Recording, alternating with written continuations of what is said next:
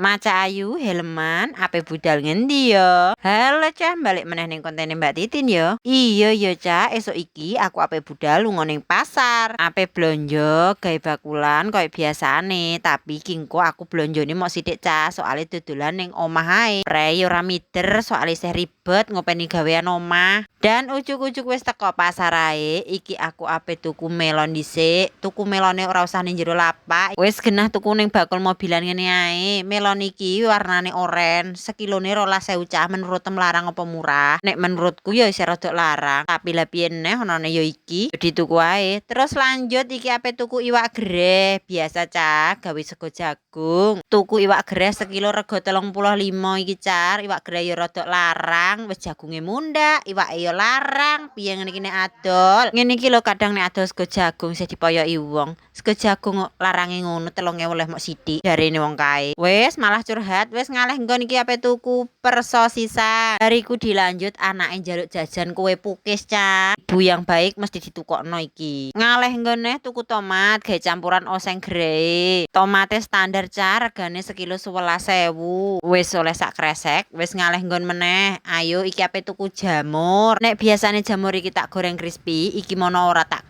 dol ape tak oseng-oseng Cah. Bar tuku jamur ngaleh nggon ape tuku jeruk karonan pelem kueni. Lah tak delok kok ya ana pelem kueni, padahal ora usum pelem tapi kok ana kueni. Iki mau niate ape tuku jeruk tok, lah kok ana kueni ya dadi milih ae pisan. Kuenine yo ambune seger-seger ketoke. Urunge ngadai kueni milih jeruk sik.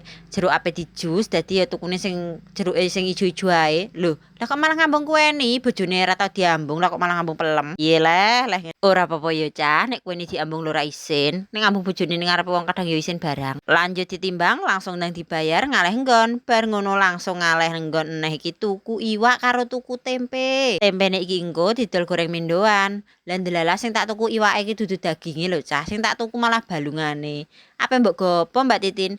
Ape tak gawe balungan crispy utawa chicken balungan Cah. Wis lengkap blonjoanku, wis komplit kabeh iki. Wis langsung ae tak kok sepeda motor ning parkiran. Wis bar lehku blonjo langsung ae iki ape muleh ndang digas sepeda motore, ayo muleh. Yo ngene iki kesehariane bakul IRT ning omah Cah. Isuk-isuk wis budal pasar, blonjo dagangan, gawe dodolan. Wis yo Cah, aku muleh sik selak kawanen.